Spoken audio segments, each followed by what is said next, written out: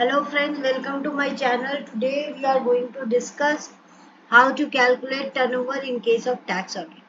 Tax audit के case में हम लोग टर्नओवर को कैसे कैलकुलेट करेंगे आज हम लोग जानेंगे. So let's start. Firstly we will discuss how to calculate gross receipts. Gross receipts होता है in case of profession and sales turnover in case of business. So how to calculate gross receipts or sales turnover for tax audit? The term turnover for the purpose of section 44AB would mean the aggregate amount for which the sales are effected or service rendered by the enterprise. या तो sales of goods है या service rendered है, उससे अगर कुछ आया है तो उसको turnover बोलते हैं for the purpose of section 44AB. The following should not be deducted from sales if not included in the sales to arrive at turnover. Sale of scrap और by product. अगर आपने सेल और scrap किया है, by product किया है, तो shall not be deducted from turnover. Sale proceeds of shares, securities, debentures which are held in stock in trade by the SSE, उसको आप डिडक्ट नहीं करोगे. अगर कोई भी सेल प्रोसीड हुआ शेयर, सिक्योरिटी, डिबेंचर को सेल करके जो कि स्टॉक इन ट्रेड के फॉर्म में था, कैश डिस्काउंट मिला अगर other than allowed in the invoice is not to be deducted. Commission on sale shall form part of the turnover. If GST or any other indirect tax was included in the sales price while accounting, inclusive method है, अगर included है then the same shall form part of the turnover. अगर exclusive method है, separately है, GST और indirect tax is separate from the sales price, तब वो the same GST or indirect tax shall not form part of the turnover. और inclusive method है तो form part of the turnover, exclusive method है तो shall not form part of the turnover. Trade discount और turnover discount. अगर trade discount है, turnover discount है, to be excluded from sales turnover if discount are allowed in the sales invoice. Sales invoice में अगर discount दिया हुआ है, trade discount या टर्नओवर डिस्काउंट, तो उसको आप कैलकुलेशन से हटा दीजिए, सेल्स टर्नओवर का पार्ट नहीं बने. कैश डिस्काउंट है तो वो सेल्स टर्नओवर से एक्सक्लूड नहीं होगा, वो form part of the sales turnover होगा. स्पेशल रिबेट है, अगर special rebate in the form of trade discount है तो वो टर्नओवर का पार्ट नहीं होगा. अगर in the nature of commission on sale है तो उसको आप डिडक्ट मत कीजिए, वो form part of the turnover हो जाएगा. कमीशन ऑन सेल उसको आप डिडक्ट नहीं करेंगे टर्नओवर से, सेल्स टर्नओवर से. सेल्स रिटर्न एक्सक्लूड कर दीजिए from sales turnover. Sales proceed from transfer of fix asset, अगर फिक्स एसेट को सेल करके कुछ प्रोसीड्स मिला है तो वो भी shall not form part of sales turnover, वो भी एक्सक्लूड होगा. सेल प्रोसीड्स और प्रॉपर्टी हेल्ड एज इन्वेस्टमेंट, कोई भी प्रॉपर्टी इन्वेस्टमेंट के फॉर्म में उसको आपने सेल किया, वो भी सेल्स टर्नओवर का पार्ट नहीं होगा. अगर sale proceed from transfer of securities held as stock in trade तो वो आपका सेल्स टर्नओवर का पार्ट होगा. स्क्रैप सेल करके अगर कुछ है, to be excluded from sales turnover unless, अगर ऐसे तो जनरली एक्सक्लूड हो जाएगा, लेकिन अगर ऐसी बिजनेस में इंगेज्ड है इन डीलिंग इन स्क्रैप, उनका मेन बिजनेस ही स्क्रैप डीलिंग है, तो वो form part of the sales turnover. GST, if GST और any other indirect tax was not included, अगर इंक्लूड नहीं है सेल्स प्राइस में while accounting, that is exclusive method, तब आप उसको shall not form part of the turnover. Ancillary charges जैसे कि इनवॉइस में पैकेजिंग चार्जेस है, फ्रेट है, फॉरवर्डिंग है, provided they are separately mention in the invoice, अगर सेपरेटली मेंशन है एक्सक्लूड होगा, नहीं तो otherwise they will form part of the turnover. अब how to calculate turnover of share broker. Share broker है, उसका टर्नओवर आप कैसे कैलकुलेट करोगे? When a share broker buy और sell securities on behalf of customer, अगर शेयर ब्रोकर है, customer के बिहाफ में सेल बाई और सेल कर रहे हैं securities, the securities are registered in the name of the customer, वो सिक्योरिटीज रजिस्टर्ड है in the name of customer, not in the name of broker.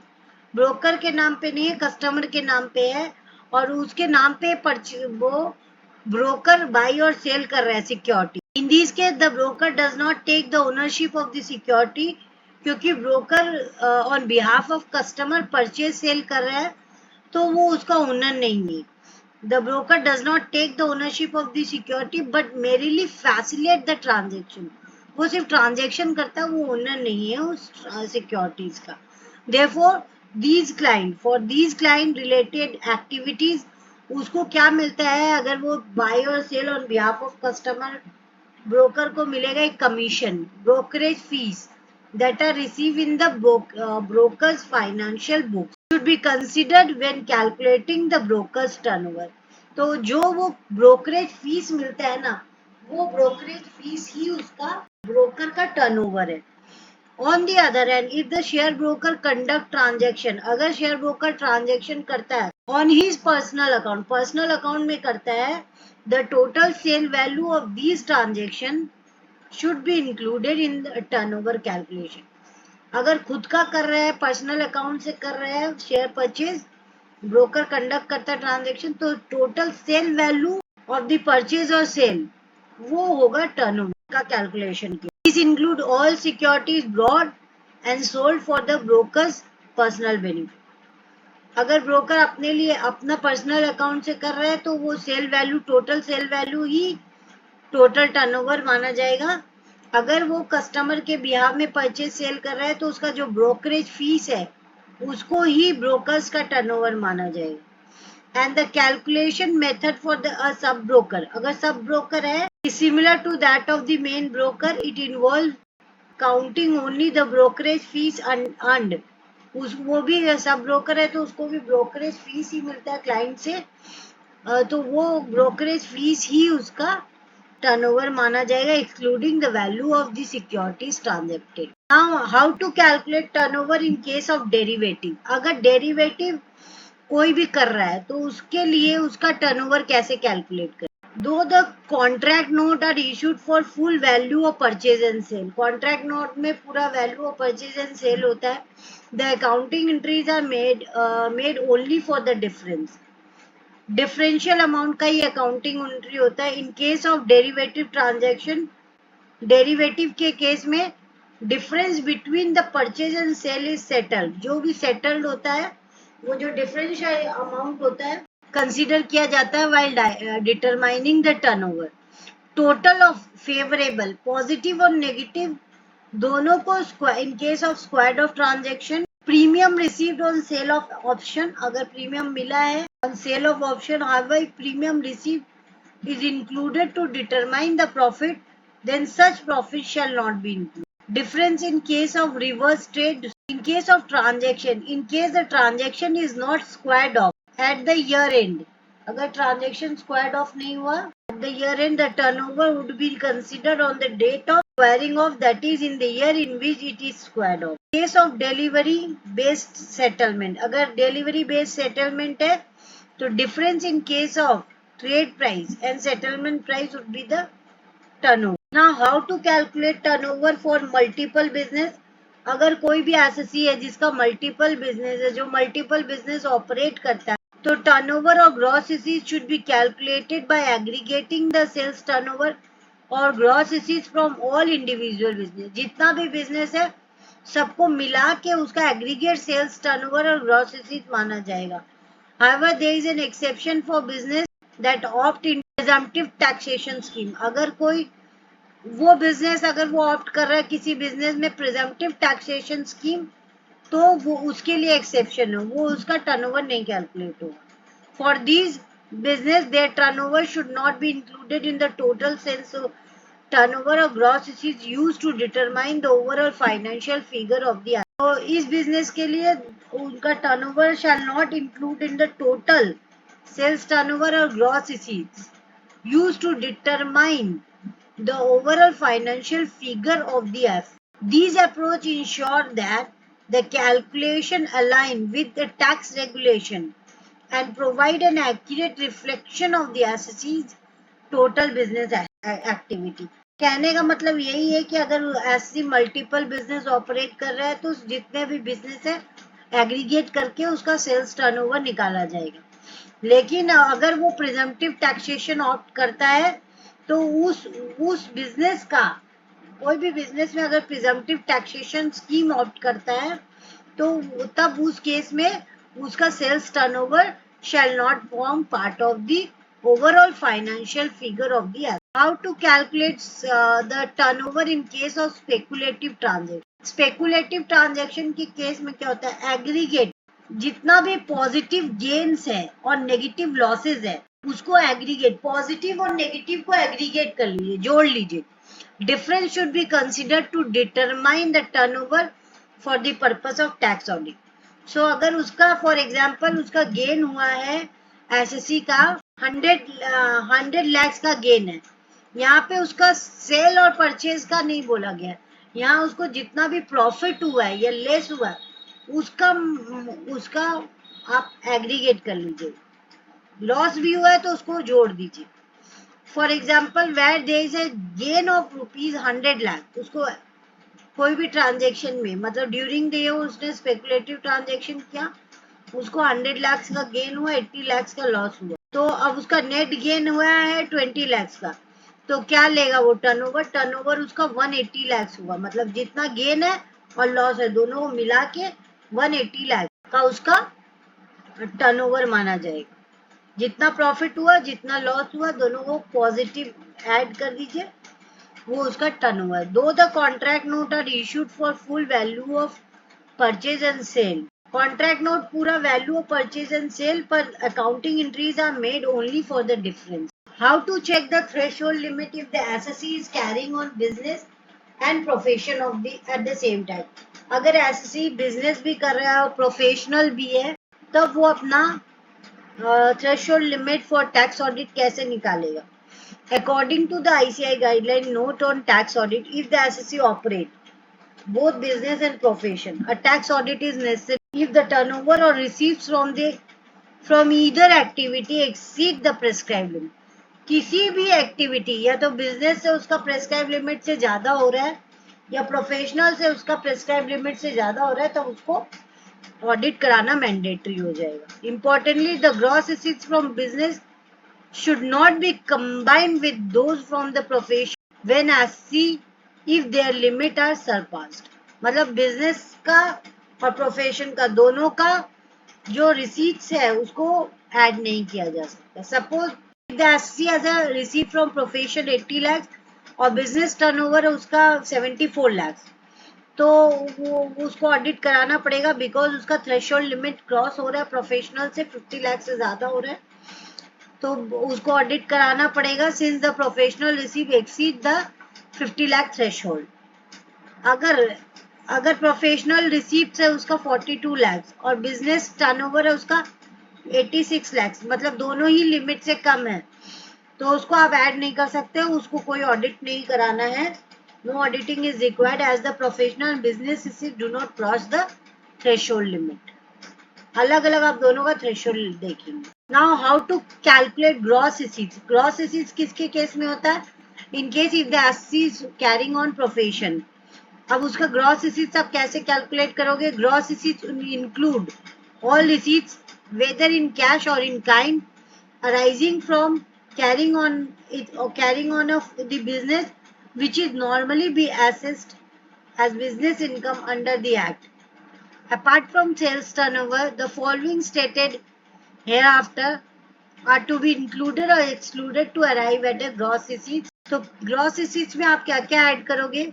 अगर सेल प्रोसीड्स ऑफ स्क्रैप और wastage if it is not included in the sales or turnover, अगर sale proceeds from scrap और wastage अगर sales turnover में नहीं included है तो are included whether or not credited to the miscellaneous income.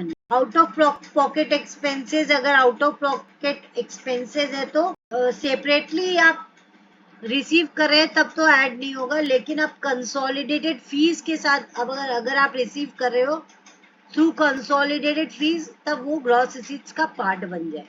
Cash assistance related to export under government scheme is included.